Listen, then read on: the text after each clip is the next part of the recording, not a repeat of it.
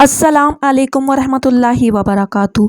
मेरा छोटा सा क्लिनिक था। अक्सर कवारी लड़कियां अबॉर्शन करवाने के लिए आती और मैं ज़्यादा पैसे लेकर उनका बच्चा ज़ाया करवा देती। एक दिन एक आदमी 15 साल लड़की को मेरे पास लाया। मैंने 20,000 में अबॉर्शन करवाने की हामी भरी, लेकिन जैसे ही उस लड़की को अंदर लेकर गई मेरी चीखें निकल गईं, क्योंकि वो लड़की बहुत खुशी खुशी अपने छोटे से गले में आकर बैठ चुकी। मुझे पता चला था कि एक आदमी एक कम उम्र लड़की को यहाँ लेकर आया है।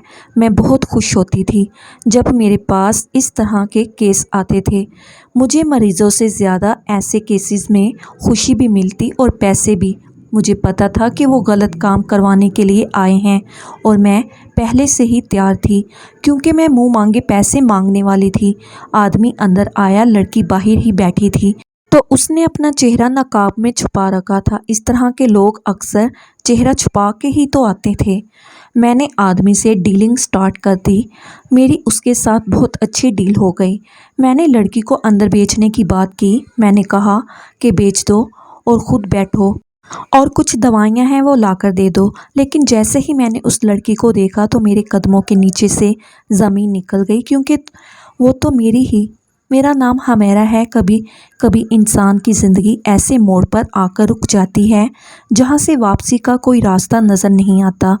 मेरी ज़िंदगी का वो मोड़ उस दिन आया जब मेरे बाबा इस दुनिया से रुखसत हो गए। उस वक्त मैं डॉक्टर बनने के ख्वाब देख रही थी। पढ़ाई जारी थी, कुछ स्कॉलरशिप की मदद थी और कुछ मेरी अपनी मेहनत का नतीजा था कि किसी तरह अपना तालीमी सफ़र तय कर रही थी। हम कोई अमीर लोग नहीं थे, बस सादा से हालात में गुज़र बसर होती थी। बाबा की वफ़ात के बाद जैसे कायनात ही बदल गई थी। हर तरफ अंधेरे छा गए थे। मैं 5 बहनों में से सबसे बड़ी थी। सब बहनें जवान हो रही थी और माँ शुगर की मरीज़ा थी। एक वक्त आया कि मुझे अपनी पढ़ाई बीच में ही छोड़नी पड़ी। दिल तो चाहता था कि बाबा के ख्वाबों को हकीकत का रूप देती, लेकिन हालात ने जैसे हाथ पकड़कर घर की दहलीज पर बिठा दिया। अब मेरे ज़िम्मे माँ का इलाज, बहनों की परवरिश और घर का खर्च था। चंद दिन तो समझ नहीं आई कि क्या करूं। फिर सोचा कि बच्चों को ट्यूशन पढ़ाना शुरू कर दूं। घर के एक कोने में छोटा सा कमरा मखसूस करके ट्यूशन का काम शुरू कर दिया। सुबह से शाम तक मेहनत करती रही, लेकिन हकीकत ये थी कि ट्यूशन से इतनी आमदनी ना हो सकती कि पूरे घर का खर्च निकलता। फिर किसी ने मशवरा दिया कि क्यों ना क्लिनिक खोल लिया जाए। किसी को क्या पता कि तुम अभी मुकम्मल डॉक्टर नहीं हो। वैसे भी मेरे ग्रेजुएशन में सिर्फ 4 महीने ही रह गए थे। दिल में बहुत तरद्दुद था, सच्चाई और झूठ के दरमियान लटकती रही। लेकिन जब माँ की दवाइयों के खाली डिब्बे और बहनों की उदास आंखें देखती तो दिल कट सा जाता। एक दिन एक मीडिया वाले से मुलाकात हो गई। उसने अपना कार्ड देते हुए कहा कि अगर कोई तंग करे तो उसका हवाला दे देना, कोई कुछ नहीं कहेगा। न जाने क्यों उसके अल्फाज ने मुझे एक अजीब सा हौसला दे दिया। इधर उधर से कर्जे उठाए, जेवर गिरवी रखवाया, चंद जान पहचान वालों से मदद ली और एक छोटा सा क्लिनिक खोल लिया। शुरू शुरू में क्लिनिक बिल्कुल सुनसान रहता था। घंटों कोई मरीज़ नहीं आता था। दिल में खौफ था कि शायद ये कदम गलत उठाया है, लेकिन रफ्ता रफ्ता लोग आने लगे।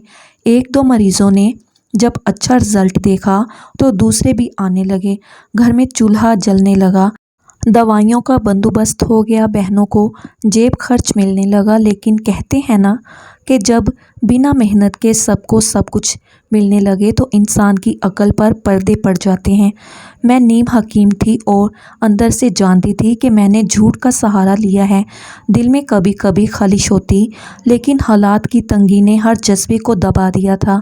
एक रात की बात है, क्लिनिक बंद करने ही वाली थी कि 2 ख़वातीन आईं।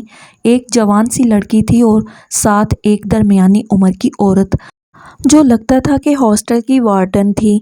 دونوں کے چہرے پر گھبراہٹ اور بے چینی تھی۔ انہوں نے آتے ہی کہا کہ انہیں ایک کام کے لیے مدد چاہیے۔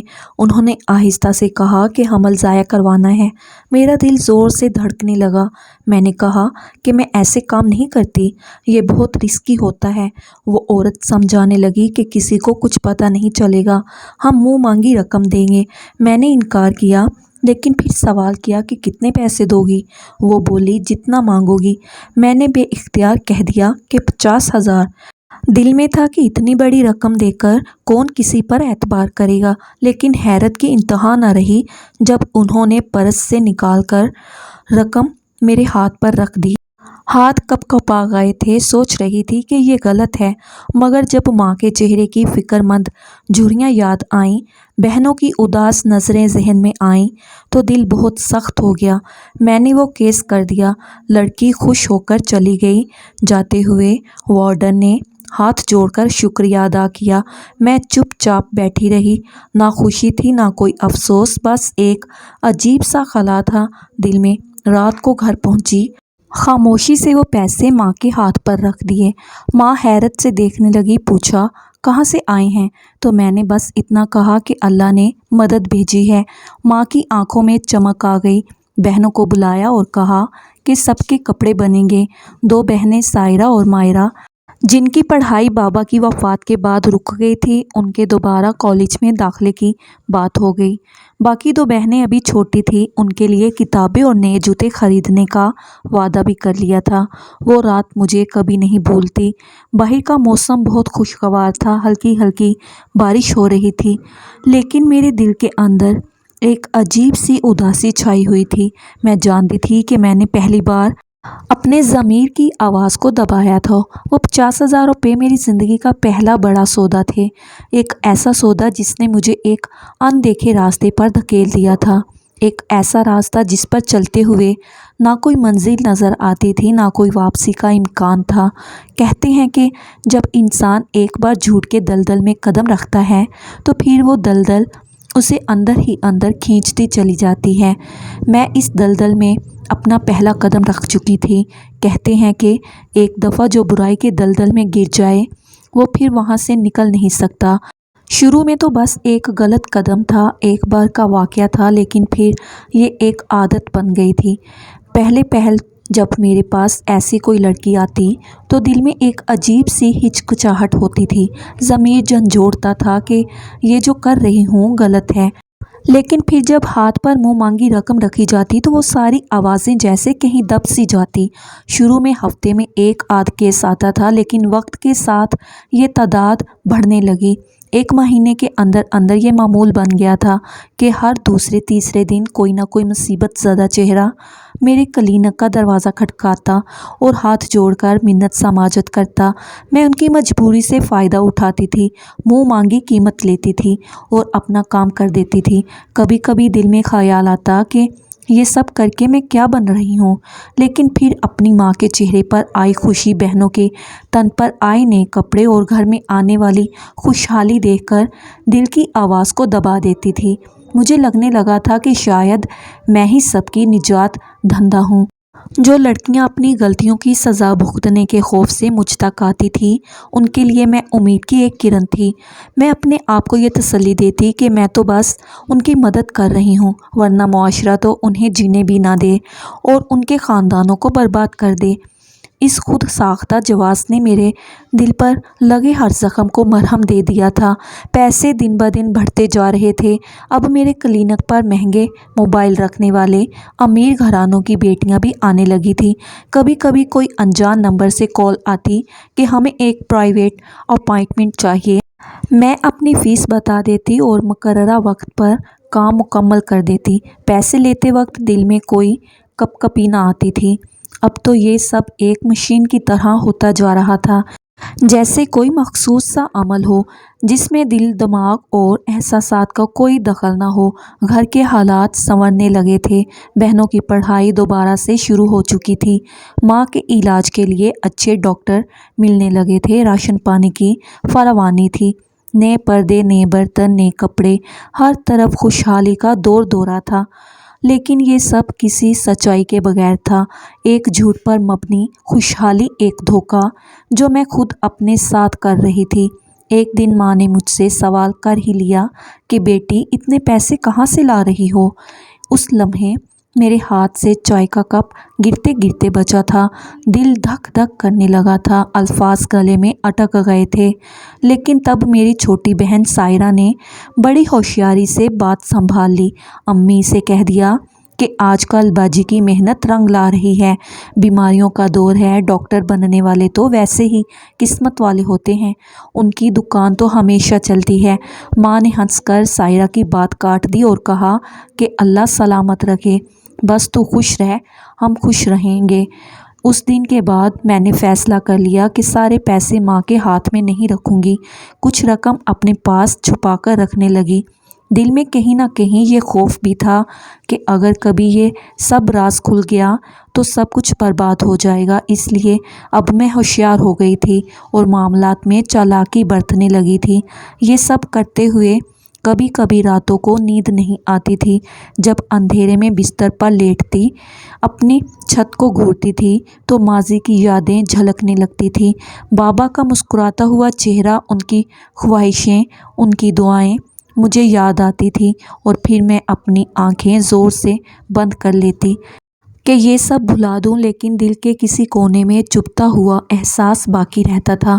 گھر میں بہنوں کی ہنسی خوشی دیکھ کر کبھی دل کو سکون ملتا اور کبھی بے سکونی کا طوفان اندر ہی اندر سب کچھ تہس نہس کر دیتا تھا۔ لیکن میں نے خود کو یہ سمجھا رکھا تھا کہ جو کچھ میں کر رہی ہوں وہ مجبوری میں کر رہی ہوں، میں خود غرض نہیں ہوں، میں لالچی نہیں ہوں، میں بس حالات کے ہاتھوں مجبور ہوں۔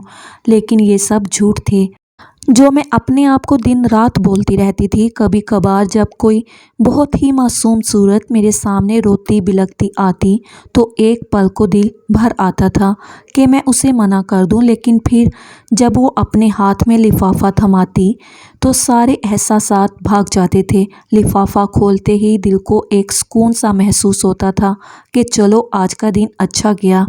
پھر اسی پیسے سے بہنوں کے لیے تحفے آتے تھے، ماں کے لیے دوائیوں کی تھیلی آتی تھی، گھر میں خوشبو بکھر جاتی تھی۔ آج جب ماضی کی ان راہوں پر واپس چلتی ہوں تو لگتا ہے کہ میں کہاں سے کہاں آ گئی تھی، لیکن اس وقت مجھے بالکل بھی خیال نہیں تھا۔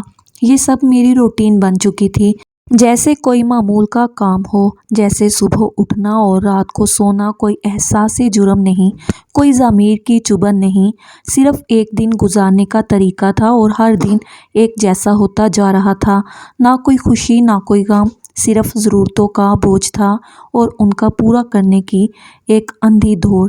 یقیناً مڈل کلاس لوگوں کا سب سے بڑا مسئلہ یہی ہوتا ہے کہ جب ان کی زندگی میں ذرا سی آسانی آتی ہے، جب تھوڑے سے زیادہ پیسے آنا شروع ہوتے ہیں تو وہ اپنی خواہشات اور ضروریات دونوں کو اتنا بڑھا لیتے ہیں کہ پھر وہی اضافی پیسے بھی کم پڑنے لگتے ہیں۔ میرے ساتھ بھی کچھ ایسا ہی ہونے لگا تھا۔ میں جتنا زیادہ کما رہی تھی، گھر کے خرچے اسی رفتار سے بڑھتے جا رہے تھے۔ پہلے جس گھر میں صرف ایک موبائل ہوتا تھا جو صرف امی کے پاس ہوتا تھا، اب ہر بہن کے ہاتھ میں اینڈرائیڈ فون تھا۔ سب اپنی اپنی دنیا میں مصروف تھے اور میں گھر کی ایک مشین بن چکی تھی جو بس پیسہ کماتی تھی دن رات بغیر کسی سوال کے۔ شروع میں یہ سب اچھا لگتا تھا کہ گھر والے خوش ہیں، چیزیں بہتر ہو رہی ہیں، لیکن جیسے جیسے وقت گزرتا گیا دل میں ایک عجیب سی تھکن اور خالی پن بڑھنے لگا تھا۔ ایسا لگتا تھا کہ میں خود کو کھوتی جا رہی ہوں۔ کافی دن ایسے ہی گزر گئے۔ ایک رات جب میں اکیلی بیٹھی تھی، کچھ دیر اپنے لیے وقت نکال کر اپنے اندر کے شور کو خاموش کرنے کی کوشش کر رہی تھی، اچانک دروازہ کھلا اور ایک آدمی اندر داخل ہوا۔ وہ عمر میں کافی بڑا لگ رہا تھا، چہرے پر تھکن اور پریشانی کے آثار نمایاں تھے۔ اس نے جلدی جلدی کہا، بی بی مصیبت میں ہوں، آپ کی مدد چاہیے۔ یہ جملہ اب میرے لیے نیا نہیں تھا، تقریباً ہر شخص جو میرے پاس آتا اسی طرح کی بات کرتا۔ اس کے پیچھے ایک لڑکی بھی داخل ہوئی۔ وہ مکمل طور پر نقاب میں تھی، یہاں تک کہ اس کی آنکھیں بھی مشکل سے دکھائی دے رہی تھیں۔ وہ ڈری سہمی سی پیچھے کھڑی تھی۔ آدمی نے کہا، ایک کیس کرنا ہے، کر دیں گی نا؟ میں نے معمول کے مطابق بھاؤ تاؤ شروع کیا۔ 20,000 لگیں گے، میں نے کہا۔ ٹھیک ہے، دے دوں گا، اس نے فوراً جواب دیا۔ میرے دل میں ایک جھجک سی آئی۔ مجھے لگا کہ شاید میں نے کم پیسے مانگ لیے ہیں، ایسے لوگ تو مزید بھی دے سکتے تھے۔ لیکن پھر میں نے دل کو سمجھایا کہ جو ہو گیا سو ہو گیا۔ میں نے اپنا دھیان کیس کی تیاری پر لگا دیا۔ میرے ساتھ ایک نرس بھی کام کرتی تھی جو کچھ دیر کے لیے گھر گئی ہوئی تھی۔ میں نے اسے بھی فون کر کے واپس بلوا لیا تاکہ کام میں آسانی ہو۔ میں نے آدمی سے کہا کہ لڑکی کو اندر بھیج دو۔ وہ بولا، جی بھیجتا ہوں۔ لڑکی کو دیکھ کر ایک لمحے کو میرا دل عجیب سا ہو گیا۔ اس کے چلنے میں ایک عجب لاچاری تھی، جیسے دل سے مجبور ہو کر آئی ہو۔ میں دل ہی دل میں سوچنے لگی کہ یہ عمر رسیدہ آدمی کون ہے؟ کیا یہی اسے اس دلدل میں لایا ہے؟ کتنی معصوم لگ رہی تھی وہ لڑکی۔ دل میں ایک ہلکی سی ہمدردی کی لہر اٹھی، لیکن میں نے جلدی سے خود کو سنبھالا۔ میں یہاں جذبات دکھانے نہیں آئی تھی۔ اسی وقت میرا فون بار بار بجنے لگا۔ اسکرین پر امی کا نام جگمگا رہا تھا۔ دل میں ایک جھجک سی ہوئی کہ شاید کوئی ضروری بات ہو، لیکن پھر سوچا کہ گھر میں سب کچھ ٹھیک ہی ہوگا۔ میں نے کال نظر انداز کر دی اور پوری توجہ کیس پر مرکوز کر لی۔ میں جانتی تھی کہ اگر میں اس وقت گھر کی کسی بات میں الجھ گئی تو یہ کیس ہاتھ سے نکل جائے گا۔ میں نے لڑکی کو اندر بلایا، کمرے کا دروازہ بند کیا اور دل میں دعا کی کہ یہ کام جلدی نمٹ جائے تاکہ میں گھر واپس جا سکوں۔ دل میں ایک عجیب سا بوجھ تھا، لیکن حالات اور مجبوریوں نے میرے اندر کے احساسات کو دبا دیا تھا۔ میں ایک بار پھر کام کی دنیا میں داخل ہو چکی تھی، اپنی ذات کو ایک طرف رکھ کر، صرف ایک روبوٹ کی طرح۔ میں نے جیسے ہی اس لڑکی کی طرف قدم بڑھائے، میرا دماغ بس ایک ہی بات پر اٹکا ہوا تھا کہ جلدی جلدی کام ختم ہو، میں فارغ ہو کر گھر جا سکوں۔ میری ماں کا فون مسلسل بج رہا تھا اور میں بار بار اسے نظر انداز کر رہی تھی۔ چلو جلدی سے نقاب اور چادر اتارو، میں نے قدرے سخت لہجے میں کہا، کیونکہ میرے اندر ایک عجیب سی بے چینی پھیل رہی تھی۔ لیکن وہ لڑکی اپنی جگہ پر یوں سمٹی ہوئی بیٹھی رہی جیسے میری آواز اس تک پہنچی ہی نہ ہو۔ اس کے ہاتھ کانپ رہے تھے اور اس کی سانسیں تیز تیز چل رہی تھیں۔ مجھے غصہ سا آیا۔ میں نے فون اٹھایا کہ ایک بار ماں سے بات کر لوں تاکہ دل بھی مطمئن ہو جائے اور یہ کام بھی مکمل کر سکوں۔ جیسے ہی میں نے فون کان سے لگایا، امی کی گھبرائی ہوئی آواز میرے کانوں میں گونجی، بیٹا سائرہ کا کچھ پتہ نہیں چل رہا، وہ ابھی تک کالج سے واپس نہیں آئی۔ میرے جسم میں ایک جھٹکا سا لگا۔ کیا کہہ رہی ہیں امی؟ رات کے 12 بج رہے ہیں، میں نے حیرت سے کہا۔ تبھی تو تمہیں بار بار فون کر رہی ہوں۔ امی کی آواز کانپ رہی تھی۔ چھوٹی بہنوں کو بھیجا تھا ہر جگہ ڈھونڈنے کے لیے، لیکن کہاں کہاں جاتی وہ بیچاری۔ واپس آ گئی تھی، اللہ کرے وہ خود ہی لوٹ آئے۔ مجھے ڈر لگ رہا ہے کہ کچھ برا نہ ہو گیا ہو۔ امی کی باتوں سے میرا دل بیٹھنے لگا۔ مجھے شدت سے احساس ہوا کہ شاید معاملہ بہت گمبھیر ہے۔ میں نے فوراً پوچھا، امی آپ کو کیسے پتہ چلا کہ کچھ غلط ہے؟ کیا کسی سے کوئی بات ہوئی؟ امی نے روتے ہوئے جواب دیا، ہاں بیٹا، اس کے فون سے کچھ سراغ ملا ہے۔ کسی بڑی عمر کے آدمی کے ساتھ چکر چلا رکھا تھا۔ میں تو سوچ بھی نہیں سکتی تھی کہ ہماری سائرہ ایسا کرے گی۔ میرے ہاتھ کانپنے لگے۔ امی میں کیا کر سکتی ہوں یہاں سے؟ میں تو آپ لوگوں کے لیے، آپ سب کے پیٹ کے دوزخ کو بھرنے کے لیے حرام کما رہی ہوں، اور یہ بچی ایسی حرکتیں کر رہی ہے۔ میرے الفاظ آنکھوں کے سامنے دھندلا رہے تھے۔ دل میں غصہ، دکھ، شرمندگی، سب کچھ ایک ساتھ ابلنے لگا تھا۔ ابھی میں فون پر بات کر ہی رہی تھی کہ اچانک پیچھے سے ہلکی ہلکی سسکیوں کی آواز سنائی دی۔ میں نے گردن گھما کر دیکھا تو وہی لڑکی جو نقاب اوڑھے بیٹھی تھی زور زور سے رونے لگی تھی۔ میرے اندر ایک عجیب سا خدشہ ابھرا، دل زور زور سے دھڑکنے لگا۔ یہ کیوں رو رہی ہے؟ میں نے دل ہی دل میں سوچا۔ میں تیزی سے اس کے قریب گئی اور کہا، اتارو اپنا نقاب ابھی۔ اور اسی وقت لڑکی نے کانپتے ہاتھوں سے اپنا نقاب اتارا اور جیسے ہی اس کا چہرہ نظر آیا، میرے قدموں تلے زمین کھسک گئی۔ میرے سامنے سائرہ کھڑی تھی، میری اپنی چھوٹی بہن۔ چند لمحوں کے لیے مجھے لگا کہ شاید میں کوئی برا خواب دیکھ رہی ہوں۔ میری آنکھیں پھٹی کی پھٹی رہ گئیں۔ میرے ہاتھ سے فون نیچے گر کر ٹوٹ گیا، لیکن مجھے اس کی پرواہ نہیں تھی۔ سائرہ، میں نے بے یقینی سے کہا۔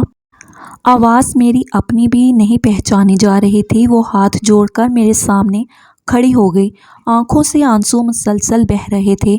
باجی معاف کر دو، باجی معاف کر دو، محبت کرتی ہوں۔ وہ بری طرح رو رہی تھی، میرے اندر جیسے کسی نے لاوا بھر دیا ہو۔ میں دھاڑتے ہوئے چلائی، یہ ہے تمہاری محبت، یہ ہے تمہاری عزت، یہ ہے ماں باپ کی تربیت۔ میرے الفاظ خنجر بن کر اس کے دل میں اتر رہے تھے، لیکن مجھے کچھ ہوش نہیں تھا۔ میں نے جو منہ میں آیا اسے سنا دیا۔ شرم نہیں آئی تمہیں؟ جس ماں باپ نے تمہیں پالا، جس باپ نے اپنی ہڈیوں کا گدا نچوڑ کے تمہیں پڑھایا، تم نے انہیں یوں رسوا کر دیا۔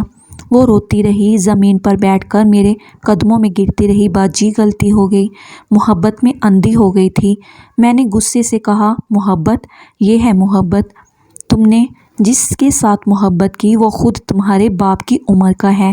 تمہیں عقل نہیں آئی؟ تمہاری معصومیت کا فائدہ اٹھایا اس نے، اور تم خوشی خوشی اس کے ساتھ یہاں چلی آئی۔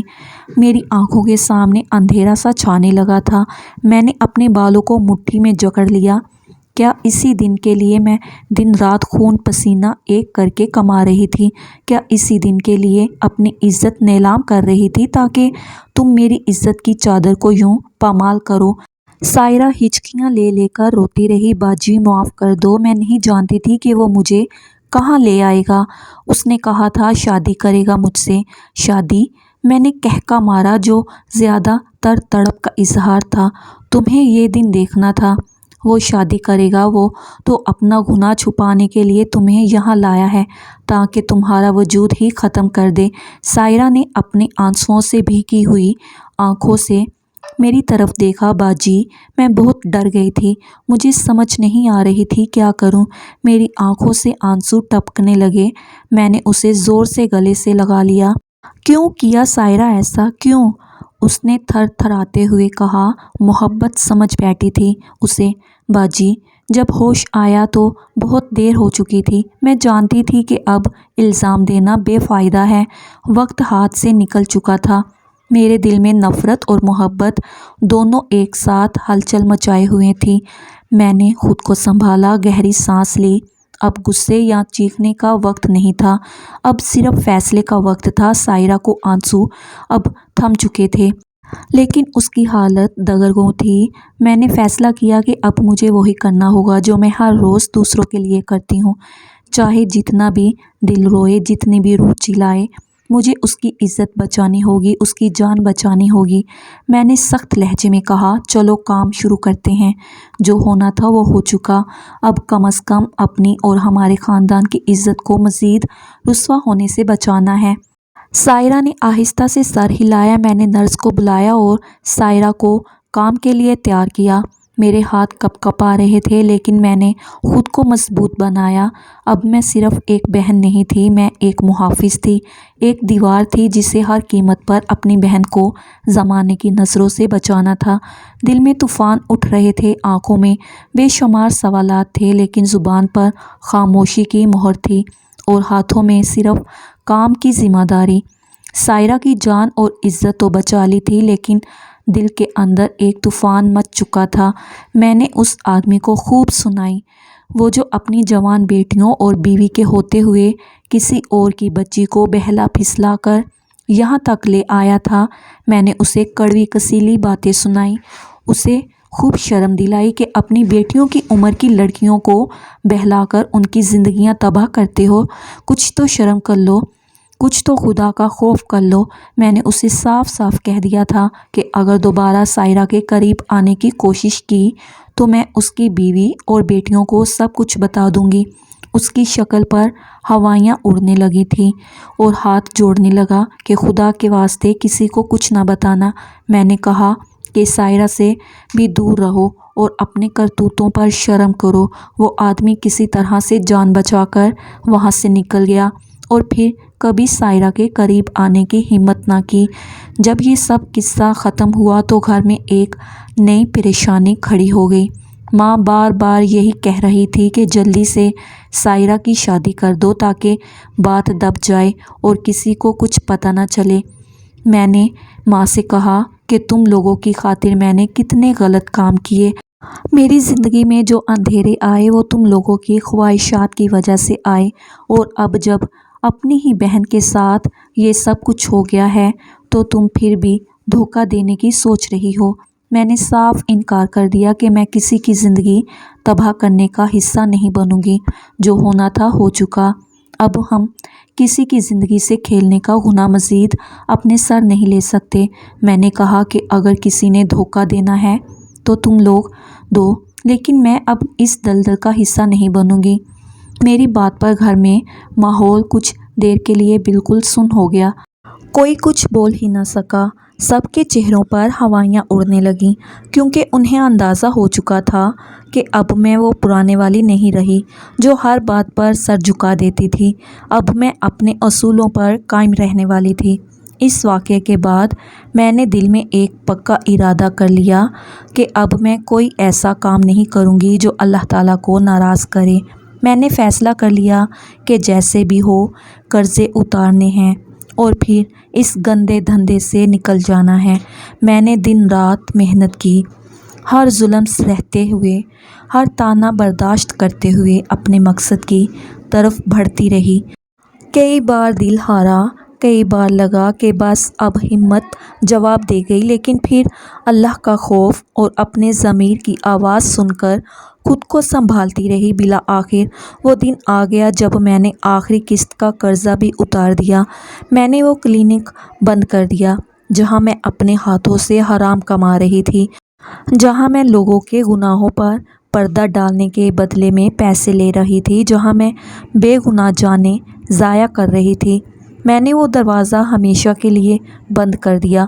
اب سوال یہ تھا کہ اگلا قدم کیا ہوگا۔ میں نے وہ تھوڑے بہت پیسے جو بچائے تھے ان کو لے کر ایک چھوٹا سا جنرل اسٹور کھول لیا۔ دکان چھوٹی سی تھی، سامان بھی بہت محدود تھا، لیکن دل کو سکون تھا کہ جو کما رہی ہوں وہ حلال ہے۔ کسی کی زندگی برباد کر کے نہیں کما رہی تھی، نہ ہی کسی معصوم کی چیخیں سننے کو ملتی تھی، نہ کسی کی مجبور ماں کی سسکیاں۔ آہستہ آہستہ دکان کا کام چل نکلا، اللہ نے برکت ڈال دی۔ لوگ میرے اخلاق سے خوش رہتے تھے، میں ہر گاہک سے خوش اخلاقی سے پیش آتی تھی اور دل سے دعا دیتی تھی کہ اللہ میرے رزق میں برکت ڈالے۔ اب مجھے کسی کا ڈر نہیں تھا، کوئی یہ نہیں کہہ سکتا تھا کہ میں حرام کماتی ہوں یا کسی کے گناہوں پر پردہ ڈالتی ہوں۔ اب میں اپنے رب کے سامنے سرخرو تھی۔ گھر کا ماحول ویسے کا ویسا ہی رہا، لڑائیاں، جھگڑے، بحثیں، شکایتیں، سب کچھ تھا، لیکن کم از کم میرے دل کا بوجھ ہلکا ہو چکا تھا۔ میں سکون سے رات کو سوتی تھی اور صبح اللہ کا شکر ادا کر کے دن کا آغاز کرتی تھی۔ ماں کبھی کبھار پرانی باتوں کا طعنہ دیتی تھی کہ اگر تو وہ کام کرتی رہتی تو آج ہم کہاں سے کہاں ہوتے، لیکن میں خاموشی سے سب کچھ سنتی اور دل ہی دل میں اللہ کا شکر ادا کرتی کہ اس نے مجھے وقت پر راہ دکھا دی، ورنہ نہ جانے کس دن کسی مصیبت میں گھر جاتی۔ سائرہ کی شادی کی بات چلتی رہی، کئی جگہوں سے رشتے آئے، کچھ لوگوں نے خود انکار کر دیا اور کچھ ہم نے انکار کر دیا، کیونکہ میں نے صاف کہا تھا کہ اب سچائی چھپا کر کسی کی زندگی خراب نہیں کریں گے، جو ہے وہی بتائیں گے، اور اگر کوئی قبول کرتا ہے تو ٹھیک ہے، ورنہ ہم زبردستی نہیں کریں گے۔ سائرہ خود بھی بدل چکی تھی، وہ اب زیادہ سنجیدہ ہو گئی تھی، پہلے جیسی شوخیاں اب کم ہو گئی تھی۔ اس واقعے نے اسے بھی اندر سے توڑ دیا تھا، لیکن وہ بھی جانتی تھی کہ اللہ کی طرف لوٹنے کے سوا کوئی راستہ نہیں بچا تھا۔ وہ دن رات اللہ تعالیٰ سے دعا کرتی تھی کہ اللہ تعالیٰ اسے معاف کر دے اور ایک نئی زندگی عطا کرے۔ وقت کے ساتھ ساتھ سب کچھ سنبھلنے لگا تھا۔ میں نے اپنی دکان کی محنت سے گھر کا خرچہ چلانا شروع کر دیا۔ اچھا کھاتے تھے، اچھا پہنتے تھے، کسی کے آگے ہاتھ نہیں پھیلانا پڑتا تھا، اور سب سے بڑھ کر دل کو سکون تھا کہ جو بھی کر رہی ہوں وہ اللہ کی خوشنودی کے لیے کر رہی ہوں۔ میں نے اپنی ساری پرانی زندگی کو ایک سبق بنا کر دل کے نہا خانوں میں دفن کر دیا تھا۔ میں نے خود سے وعدہ کر لیا تھا کہ اب کوئی ایسا قدم نہیں اٹھاؤں گی جس سے میرا ضمیر ملامت کرے یا میرا رب ناراض ہو۔ میری منزل اب صاف تھی، میرا راستہ اب سیدھا تھا اور میرا دل مطمئن تھا۔ دن رات محنت کرتے کرتے میں نے اپنی دکان کو مزید بڑا کر لیا تھا۔ اب میرے پاس اتنا سامان ہوتا تھا کہ آس پاس کے لوگ بھی مجھ سے خریداری کرتے تھے۔ کبھی کبھی سوچتی تھی کہ اگر میں پہلے ہی یہ راستہ اپنا لیتی تو آج شاید سب کچھ بہتر ہوتا، لیکن پھر دل سے آواز آتی کہ اللہ کی رحمت سے کبھی مایوس نہ ہو، ہر چیز کا ایک وقت ہوتا ہے، جو ہونا تھا وہ ہو گیا اور اب جو ہو رہا ہے وہ بہتر ہو رہا ہے۔ میرے ارد گرد کے لوگ بھی اب میری عزت کرنے لگے تھے۔ پہلے جو لوگ پیٹھ پیچھے باتیں کرتے تھے اب سلام کرتے تھے اور دعائیں دیتے تھے۔ یہ سب اللہ تعالیٰ کا کرم تھا جس نے مجھے گناہوں کے اندھیرے سے نکال کر روشنی کی طرف لا کھڑا کیا تھا۔ میں اب صرف اپنے لیے نہیں بلکہ اپنی بہنوں کے لیے بھی ایک مثال بن گئی تھی کہ چاہے جتنی بھی مشکل ہو، سچائی کا راستہ نہ چھوڑو، حلال روزی کماؤ اور اللہ پر بھروسہ رکھو۔ محترم ناظرین، ہماری آج کی یہ کہانی آپ کو کیسی لگی؟ کمنٹ باکس میں اپنی اچھی رائے کا اظہار ضرور کریں اور مزید اس طرح کی سبق آموز کہانیاں اور واقعات سننے کے لیے ہماری ویڈیو کو لائک کریں، شیئر کریں اور ہمارے چینل کو سبسکرائب کرنا مت بھولیے گا۔ شکریہ۔ اللہ حافظ۔